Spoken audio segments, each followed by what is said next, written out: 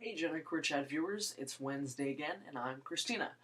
And the topic this week is metaphors for your gender, for your gender queer, gender identity, whatever. What idea, concept, or thing best represents how you identify as genderqueer? Explain. I believe that I mentioned this in either my intro video or in the second video that I made. This was like a year ago-ish, if not more, something like that. There was a intro video, and then the next week was a video talking about my gender identity in more specifics. And one of those two videos, I talked about how I related my gender to colors, which Stacy also talked about. So they kind of stole my idea, but not not really. Or it looks like I'm stealing their idea, but I'm not actually stealing their idea because I've been thinking about this for quite a while. Because it was in one of my first videos that I made on the channel. So my idea was that if you have a color spectrum, you know, you have a rainbow of colors, and I don't know whether there's a grayscale on that, but regardless, if you consider pink, let's put pink here. If you consider pink to be female, a feminine female, and you consider blue to be a masculine male, well, I said in my video that I considered to be the flip side of the pink here and to be a masculine female, because I definitely, most certainly, consider myself to be masculine in my presentation, and that's, you know, how I identify and so on and so forth. But I still do have some roots in identifying as female, with, you know, growing up liking the Spice Girls and girl power and such, and the fact that I never really questioned my gender identity growing up. I never really had an issue with my primary sexual characteristics. I never, you know, what's in my pants, I never had an issue with it growing up as a kid until puberty, when that wasn't the issue. It was the things that happened during puberty, which are secondary sexual characteristics that I'm not so fond of. So, yeah, that's kind of where I place my gender. Is I am. Oh, so I didn't specify what color that is. Red. Okay, so you got pink here, you got blue here. I don't know what this is, baby blue or purple or something. I have no idea. I haven't got this far of thinking about what a feminine male would be, what their color would be. But you got blue here, you have pink here. That's, you know, your binary. You got your feminine females and you got your masculine males, and I am a masculine female. That's not to say, of course, that I identify as a girl 100%. I mean, obviously I'm on this channel, I identify as genderqueer. But I'm not, you know, like directly in the middle. The way that I see it is that I'm more to one side or the other in some ways. I'm more to the other side in other ways, whatever, right? It's not that my whole being is, you know, moving back and forth. It's not that my whole being is at one spot. It's that different aspects of me are on different spots on the spectrum. So, like I said, you know, I don't really have an issue that much with my primary sexual characteristics because I just didn't think about that growing up. I was never like, I should have had a penis. I should have been born a boy. Like, there was never, and really, even now, like, I don't really see myself as male. I don't see myself as a man. Like, there are many things about being a man that I like. The masculinity about it, I like,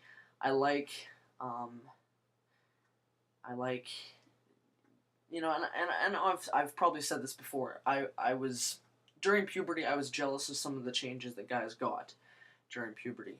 The fact that they continued to grow, and nobody told me this, that I was going to stop growing in height at age 14. Nobody told me this. I thought, I would still keep growing and reach a reasonable height.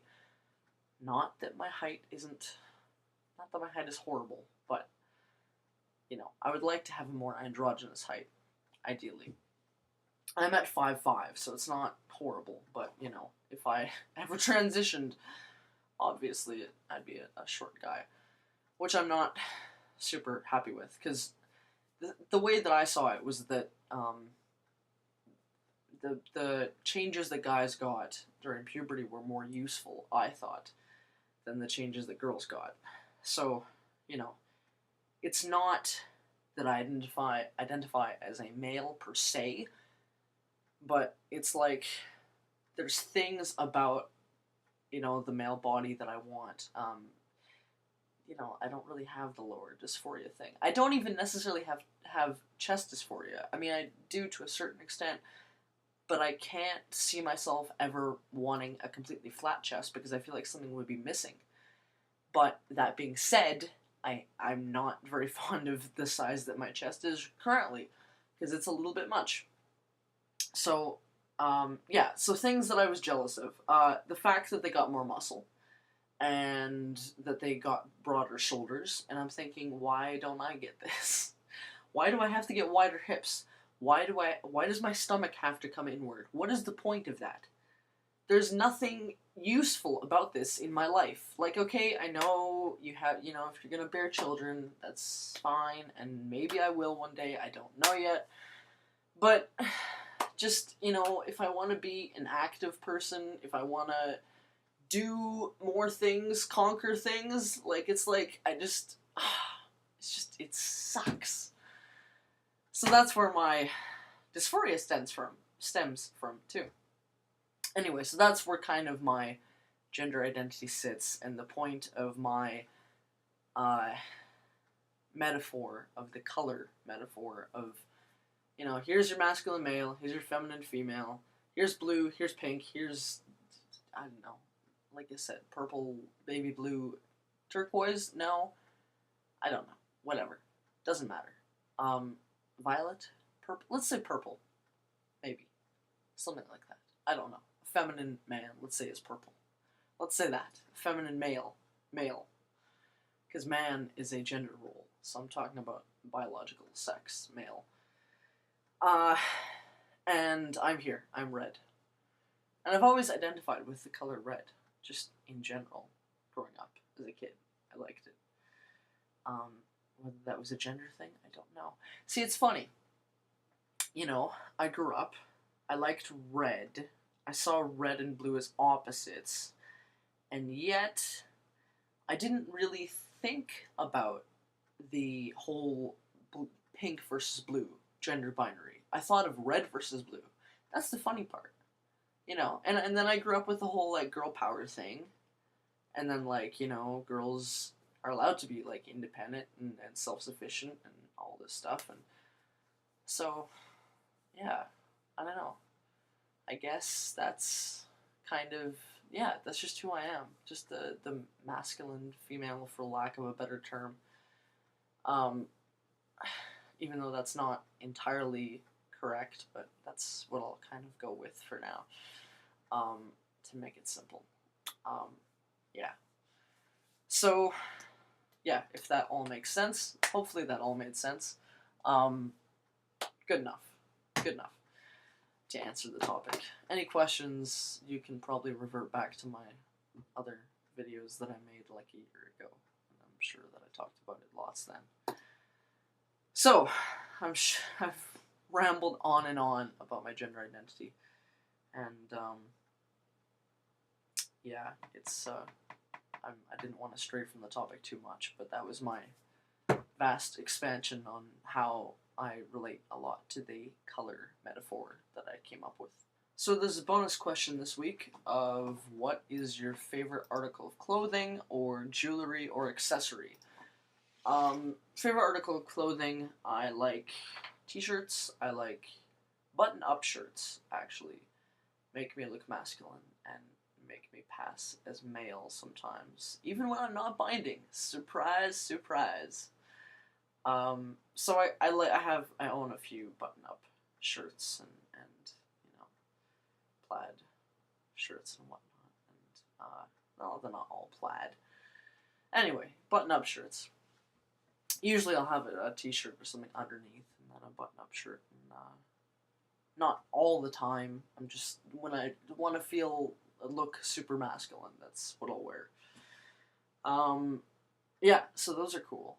In terms of accessories, oh, and this shirt is pretty cool. You can't really see it, but there's some wings and stuff. I don't know.